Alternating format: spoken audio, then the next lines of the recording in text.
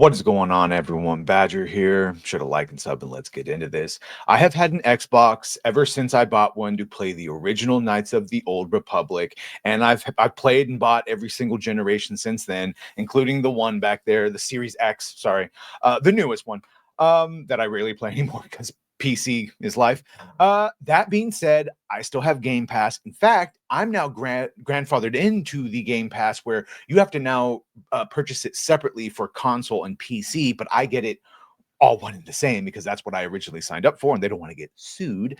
Uh, I've never understood how they could make Game Pass work. When it first started, it was just years old, 7 to 8 year old games that they were putting on there for free. It's just a little extra to your membership. And then it turned into day one releases of AAA games from Call of Duty to most recently Indiana Jones. Now, some of these, like let's say Starfield, I was never going to buy Starfield, but I played through it twice because it was on Game Pass, and I liked it more than I thought I would, but I would have been upset had I paid full price. And I can say that about a lot of games, but when it comes right down to it, it seems like what Grums and others have been saying, we all knew it was to be true. Game Pass is hurting the games that it's giving away, obviously. There was just no way to make it make sense, even with the subscription fees going up. And now we have here that, yes, Xbox Game Pass can lose up to and around 80% of its expected premium sales. So this all comes from this questions and answers section right here. So former games industry head Christopher Dring had this had this questions and answers section, and someone asked him, they said, as someone without access to the numbers, I always wonder how popular sentiment aligns with market perception. In this specific case, I wonder about game subscription services. Years ago, they were touted as the future and purely additive. And nowadays, the sentiment seems a lot more dour. Is this reflected at all on the other side of the curtain? Is it something developers talk about? Is it even something you can track at all with the data you have? And this is where we get the hammer right here at the end of this. He says, more generally, how do you feel about these initiatives? How do you feel these initiatives impacted the gaming landscape? And what do you make of their trajectory so far? And this is where Jing replied, anecdotally, so it's an anecdote, but games that are in Game Pass can expect to lose around 80% of its expected premium sales on Xbox. That's the figure that gets thrown around. If it's less if it's a big mainstream release, but generally, look at how low Hellblade 2 charted or where Indiana Jones came in. Now, with Indiana Jones, we have to highly point out the brand damage done by the last two movies, certainly Dial of Destiny.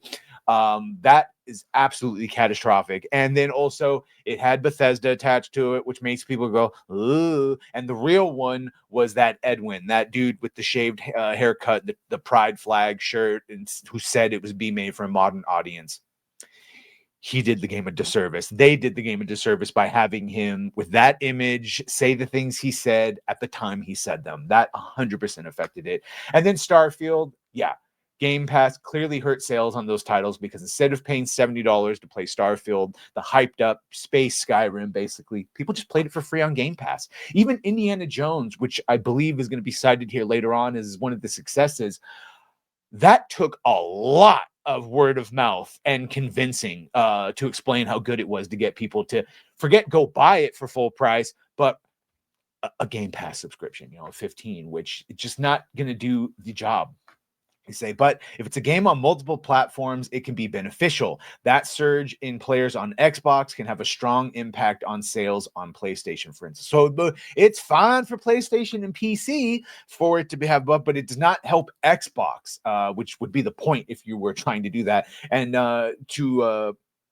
to show his point here, as I mentioned, Indiana Jones and the Great Circle retails for $69.99. A core game subscription costs Xbox console players $9.99 a month. And yes, there are tiers that are $15 and $20. For PC players, there's a starter tier that is only $11.99 per month, as well as a $20 Ultimate Edition that is also available. So one would have to maintain a core Game Pass subscription for at least 7 months to equal the same revenue as a normal game. And every subsequent game that they add, they have to keep your subscription to pay for the full price game that they're adding. So it's not a recipe for success. Drink here stated, I'm actually torn on subscription. I believe it can lead to lost revenue, and services like this make it harder for everyone else. Try being an indie game on Xbox right now that's not on Game Pass. Yeah, it's almost impossible. But it was always pretty hard for indie games. But also getting people to play your game in 2024, 2025 is so hard. And subscription gets games in front of a lot of people.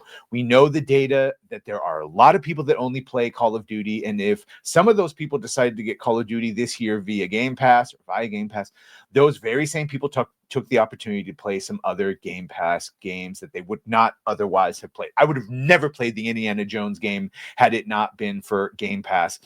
As for the trajectory, where is this all going? Although subscriptions have a decent audience, there's not been too much growth recently. They're waiting to see Call of Duty. In a world where the biggest games are free and hundreds of hours long, the idea that the majority of gamers will be accessing their games via a sub-service seems fanciful. That's my less on the fence. So in other words, enjoy it while it lasts. This subscription not going to be lasting that much longer, in his opinion. And then, yes, as mentioned, Indiana Jones and the Great Circle, the 32nd most played Xbox game of 2024, but the numbers are actually going in the reverse. They're going up as we see that in the past 24 hours, we've had over 4,000 people playing it. So of course it peaked up there, but it's maintaining a pretty steady base. And again, people wouldn't be playing that if it wasn't for Game Pass for sure. And heavy word of mouth. But yeah, what do you think about that? 80% of lost premium revenue from being on Game Pass. How much longer do you think Game Pass is going to last? At least in this incarnation where we get AAA brand new day one releases, or is it going to maybe go back to some of just having older premium games? I don't know. Either way, let me know what you think. Make sure to like, share, and sub. If you have done that, thank you. If you're going to do that, thank you. Well, bye.